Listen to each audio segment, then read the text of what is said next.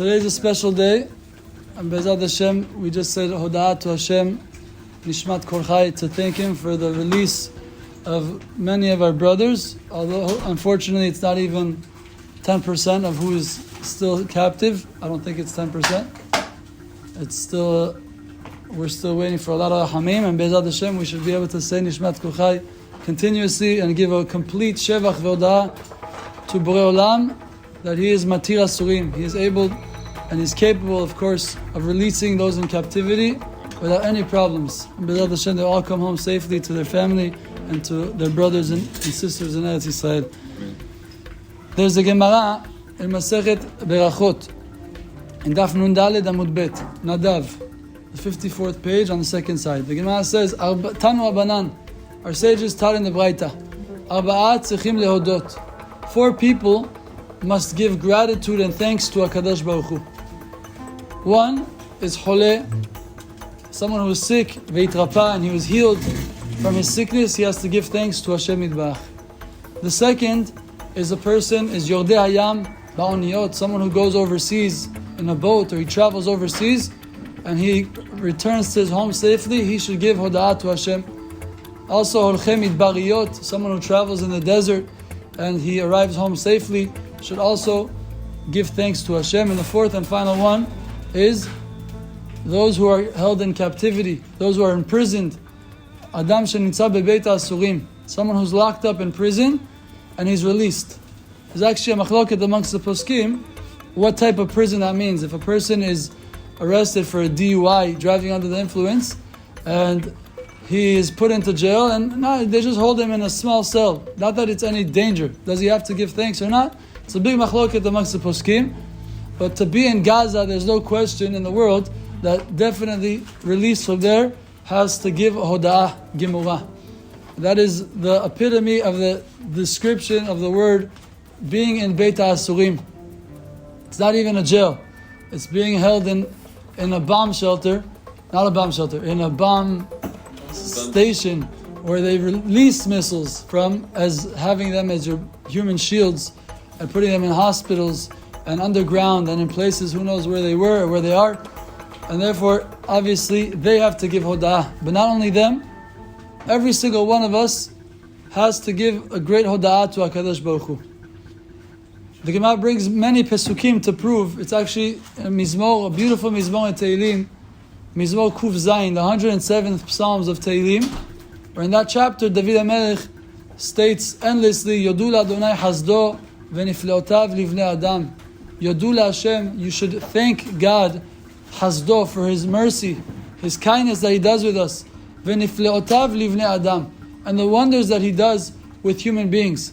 So it doesn't even say you have to thank Him for the personal goodness that He does to you. It doesn't say. V'nifleotav livnei Adam. The wonders He does to human beings, you should give thanks to.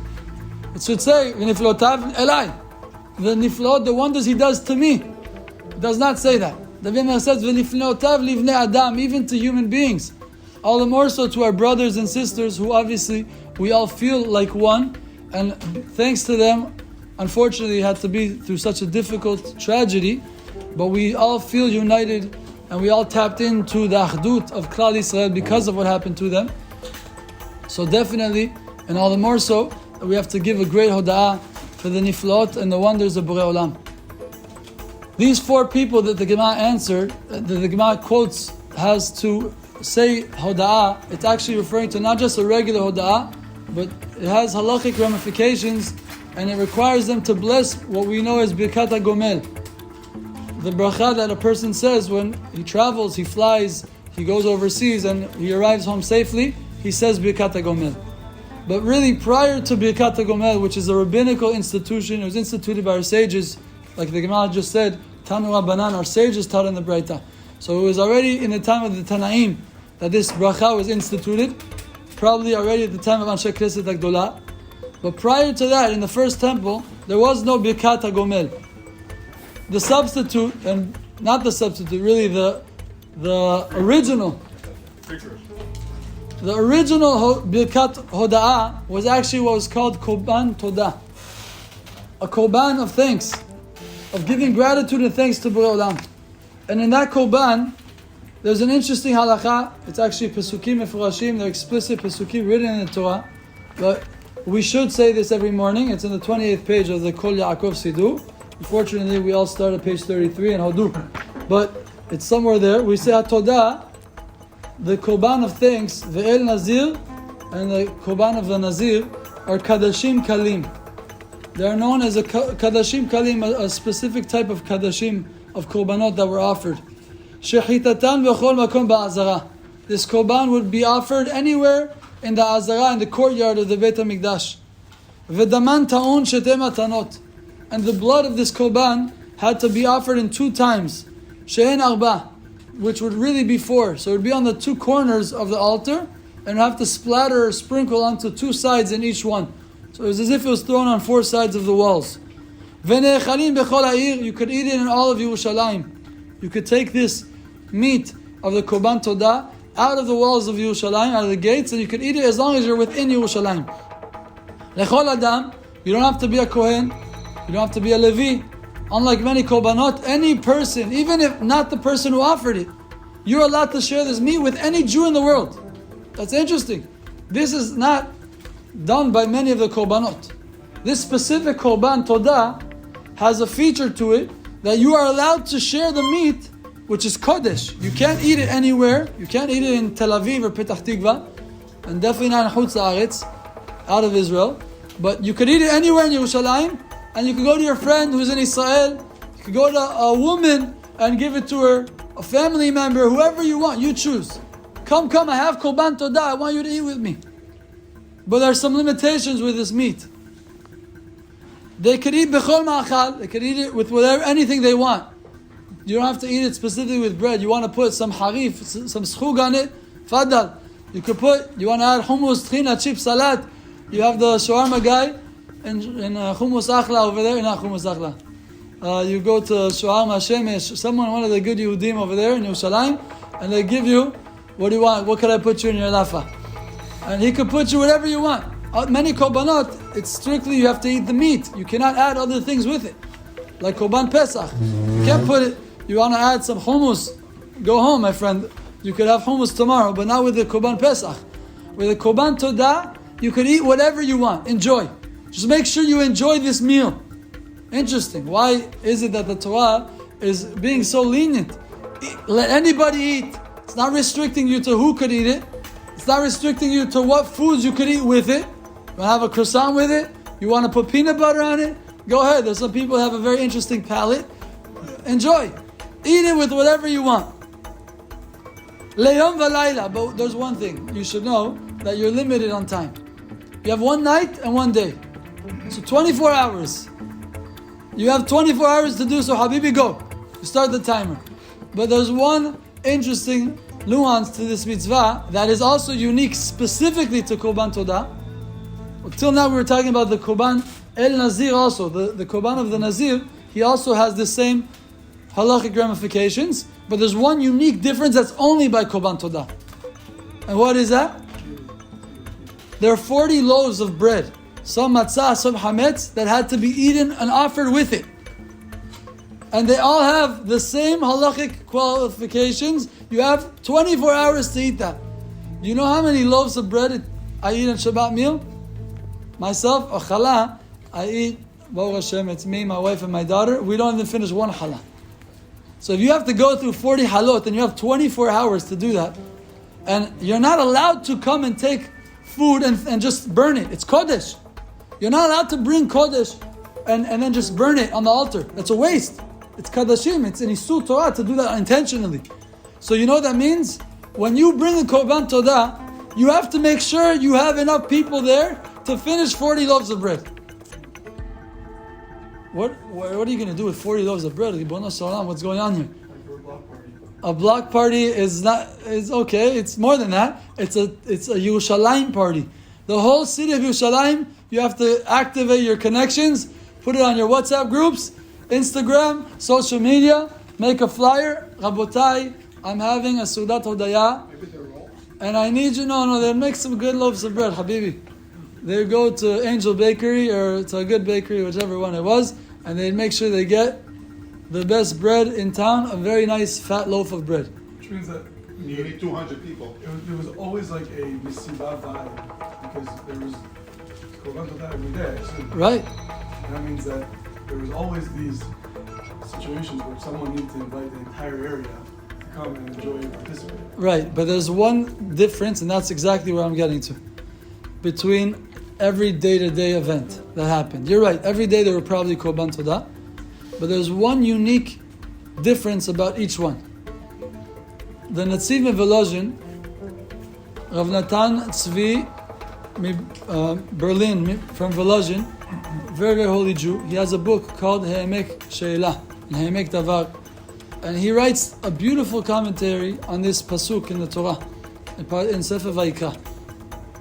And he asks, why is it that the Torah required 40 loaves of bread for within a 24-hour period of time? Why does the Torah want a person to do that? So like I said earlier, not everybody brings korban todah. It's one of 4 people who were put in a very vulnerable situation and their life was in threat or in danger, in great danger, and they were saved from this danger. So he says a beautiful, very simple thing, but so beautiful and so powerful, the message, and it really hits home and we could relate to it right now incredibly. He says that there's a special idea about the korban todah, that you are giving thanks and gratitude to Hashem. And he says, HaKadosh Baruch Hu built in the halacha of this korban that it should be done in a publication. You should publicize it and sanctify the miracle. And what do? You have to invite as many people as you can, and everybody comes, and you're going to have to tell over the story. Oh, we're eating. We have to sit down and eat a seudah. You have to wash your hands. Amosi. You're going to sit. So in that seudah, you're not just going to say Nishmat Kochai and leave. You're going to sit there. You have to eat. You have to make sure we finish the food. So what's going to happen? In that feast, you're going to sit down, and this guy is going to tell over his story. Someone's going to obviously ask, oh, thank you for the food. Well, it's delicious. We said it's not just the bread and the meat. So what is this for? He brings a bunch of stuff. Oh, Rabotai, why is there croissants here on the breakfast table today? Oh, why'd you bring that? What is this? What happened? And the guy would come and tell his miracle story and share what happened. So, first of all, we should understand that not always is it a person being released from Gaza, literally in the hands of terrorists, that he has to give a Seudat Hodaya. Sometimes it's a person literally just flew into Yerushalayim. Why are you giving a Seudat Hodaya? What happened? Oh, don't ask, I just traveled. Where'd you travel? What happened? There was a bomb to a terrorist. No, I just got here in my car. I traveled from Tel Aviv to Yerushalayim. So what do you mean? You were in danger? What happened? Your life was in threat? No, but I don't know. That's the halakha says I have to say Birkat HaGomel. I traveled 72 minutes and I went on the highway and I made it here. So what? Yes, I made it alive. You know how many people died in car accidents? I've said this story before about a gentleman in New York. I believe it was in a Syrian community. And on Shabbat, Shaharit, he bangs on the table and he says, Rabotai, please stay, please join us after Eiliנו Shabbat. I have a Seudat Hodaya. I'm going to say Nishmat Kol Chai, and I would really enjoy and appreciate if everybody could stay. And the gentleman comes and he says Nishmat Kol Chai, and everybody stays. They join, and there's a beautiful Seudah. And after, when the gentleman says Nishmat Kol Chai, everybody there asks him, okay, so what happened? Why are you saying Nishmat Kol Chai? And the man says, last Shabbat he was leaving the Beit HaKnesset, and when he was crossing the street, a car was going 60 and a 35, and the car literally almost ran the guy over. And just last second, it weaved a little bit, and he literally felt the wind, and he almost died. And he was so thankful to HaKadosh Baruch Hu that his life was spared, that he felt he had to do a Seudat Hodaya and say Nishmat Kol Chai. That's what he did. A week later, somebody in the same inyan comes and bangs on the table and says, Rabotai, please, after Shabbat, if you don't mind joining us, I want to recite Nishmat Kol Chai. And everybody asks, wow, beautiful, amazing. He comes, he does Nishmat Kol Chai, and they ask him, what happened? He says, Rabotai, this guy, last week, he said Nishmat Kol Chai. Remember? Yeah, he said, yeah, we're not used to this, but yeah, that happened last week. Of course we remember. And he says, do you know why I'm saying Nishmat Kol Chai? He says, I've been living in this community for 30 years, and I've been walking that same street he walked, and not even once was I almost hit by a car. So if he had to say Nishmat Kol Chai for almost being hit and not being run over, how much does my gratitude and thanks to Borei Olam have to be? I have to give Hakarat HaTov. It's funny, there's a verse, there's a quote that we say in Hebrew, when someone really has ultimate gratitude to somebody. What do you call it? Asir Todah. What does it mean, Asir Todah? Anybody familiar with that word?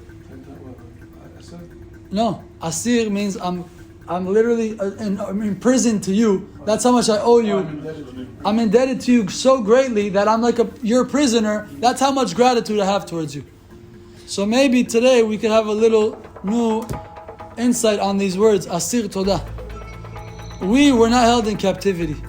But our real thanks is not for the fact that we were not taken captive, which is a great gratitude we have to give to HaKadosh Baruch Hu for sure. But we are giving what's called Asir Todah. We are giving a real hoda'ah to Hashem Yitbarach that took Jews, our brothers and sisters, innocent boys and girls, young kids, elderly women, a handicapped lady who cannot walk. Chazit, the lady cannot even move. And they have to pick her up and put her into an ambulance. And who knows where they threw her around and what they did. I heard from a person who was held captive by the Syrians who told me that every time the Jews would bomb Syria and one of the terrorists had a sibling or a friend that they knew that was killed, thousands of them were dying, they would come into the prisons and they would smack and beat every single one of the prisoners. Because one of his relatives, and they would brutally beat them. Who knows who these animals, these vicious animals, what they were doing to these people? What type of showers were they taking for 47, 48 and counting days? What kind of shower? Every day I have my shower, I have my Dove shampoo, Baruch Hashem, I have my puch, and I scrub myself, and I really enjoy my shower. And if 24 hours go without showering, I'm very bothered. And I have my 1 million cologne I have to spray on, and I get to brush my teeth and put on my deodorant, and if not, how uncomfortable does a person feel? The Ashkenazim have a custom that on the 10 days or the 9 days from Rosh Chodesh Av until Tisha B'Av, they don't shower. And many of the commentators say that today we are in a generation we're not capable of doing that. Let alone in hot water, cold water they don't shower. That's the halakha, the Ramah writes. Many contemporary poskim say that we're not capable of doing such a thing for 9 days, God forbid. And you have a Shabbat Hazon in between that you're allowed to shower with cold water according to the Ashkenazi minhag. We shower with hot water, Baruch Hashem.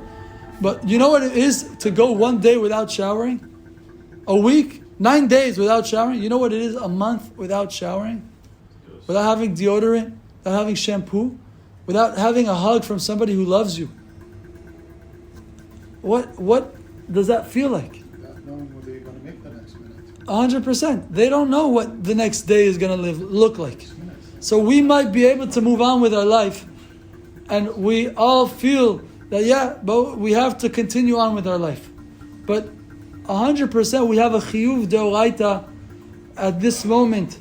It's called etzara li Yaakov, and there's a chiyuv deoraita to pray to Hashem, and we have a chiyuv gamur to give hoda'ah to Hashem.